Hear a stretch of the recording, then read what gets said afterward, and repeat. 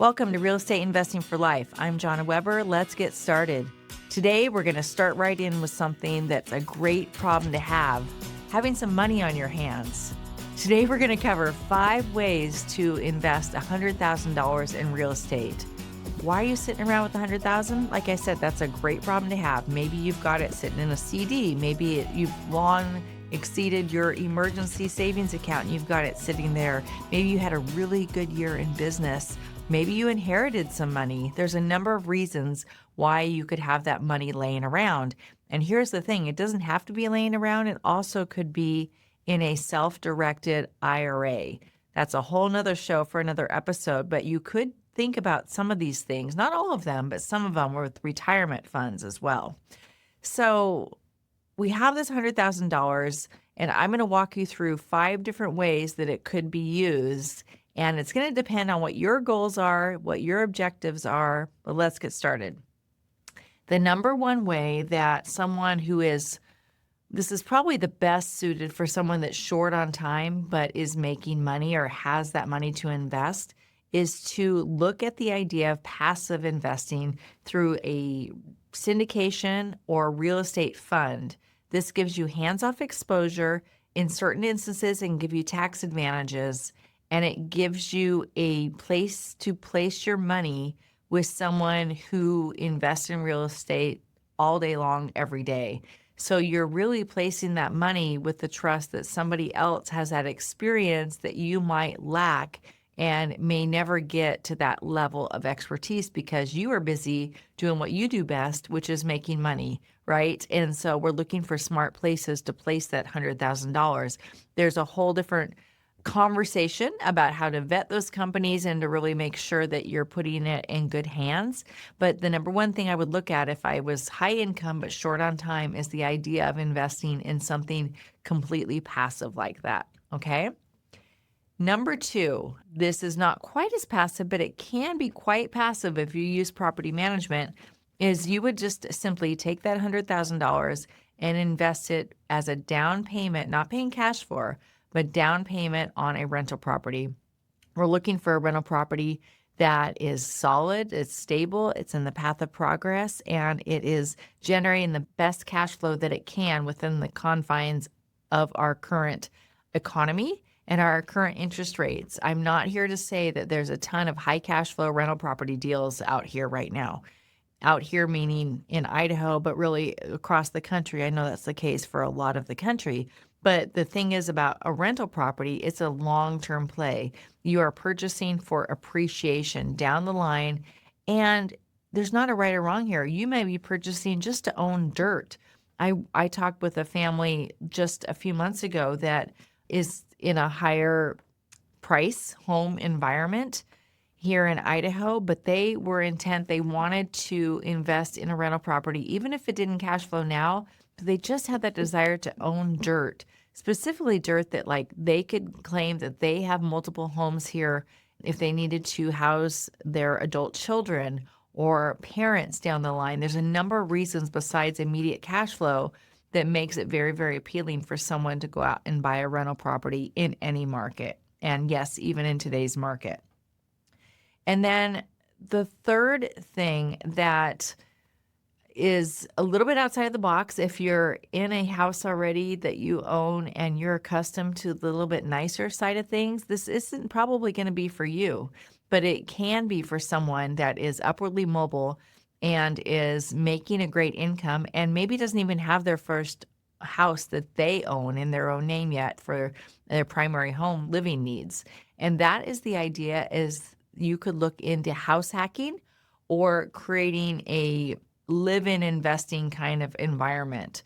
And so I'm thinking about the scenario for this. This would be someone who perhaps wants to go out and buy a duplex and live in one half of it, rent out the other. There's a number of advantages. There's tax advantages. There's the opportunity to get a lot, if not all, mostly a lot, probably not all right now, of your mortgage paid by your other tenant. And the other cool thing about that is that you are getting experience on landlording and what that looks like. And it's a nice way to dip your feet into the investing game without jumping all in and putting a ton of risk into it. If you need a place to live anyway and you don't own a home, I would highly advise you to look into something like that. It's called house hacking.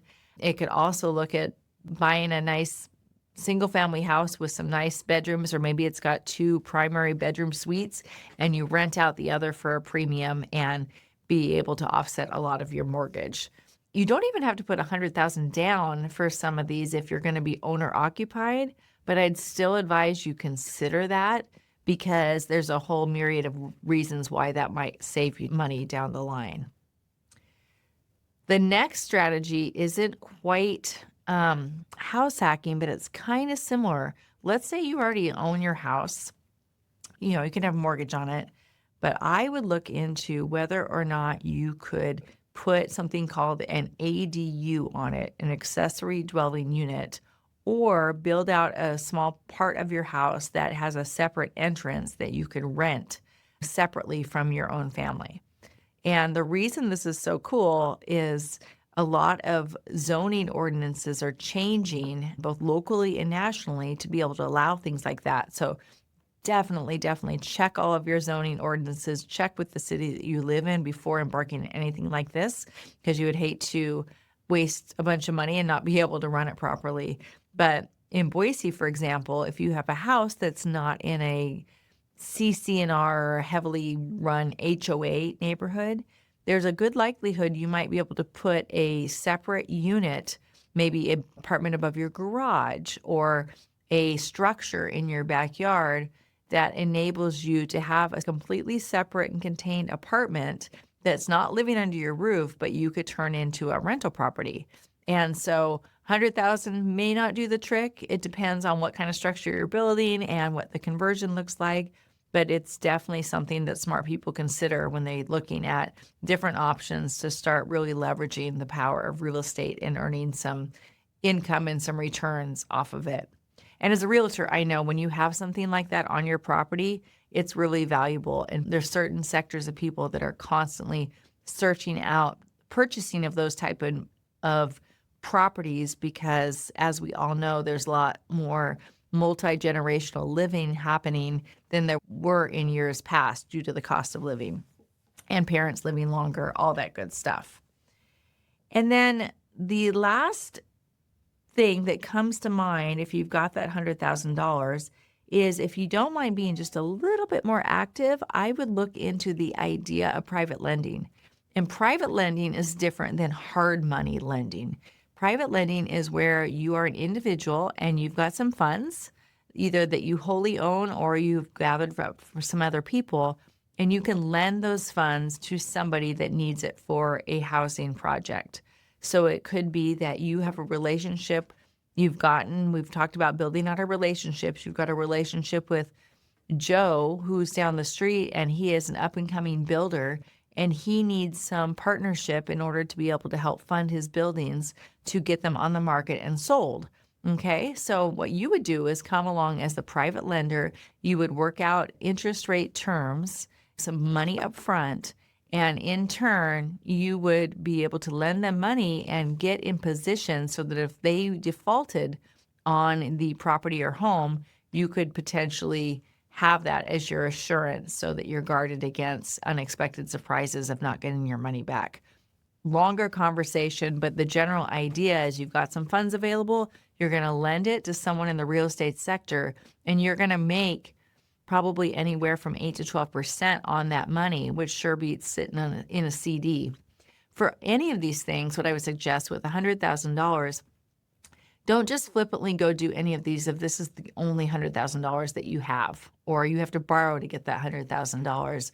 We're talking about situations where you've already got money invested elsewhere and you're looking for where to place some other funds, and one of these strategies might be a great fit. If there's another strategy of how you would use $100,000 that I didn't cover in this video and podcast, let me know. I'd love to incorporate it into a future video and hear how you're using your funds.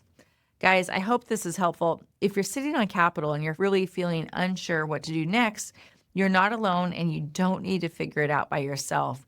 The goal isn't to deploy money fast, it's to deploy it well. And there's a really important distinction there. And so, that's really why I built the Idaho Real Estate Investor Network and working with investors today to figure this stuff out, because we need to feel confident and we need to make informed decisions before writing the check. Thanks for listening. If you got value out of this, go back and listen to some past episodes. Let me know what you think. I'd love some feedback. Have a great day, go and grow, and we'll catch you on the next episode. If today's episode brought you clarity or encouragement, would you please follow the show, leave a quick review, or even better, share it with a friend who's ready to start building their future. And if you're serious about creating lasting wealth and freedom, let's connect. You can find me at jonaweber.com. I can't wait to help you take your next step toward the life you deserve. Go and grow, and we'll see you on the next episode.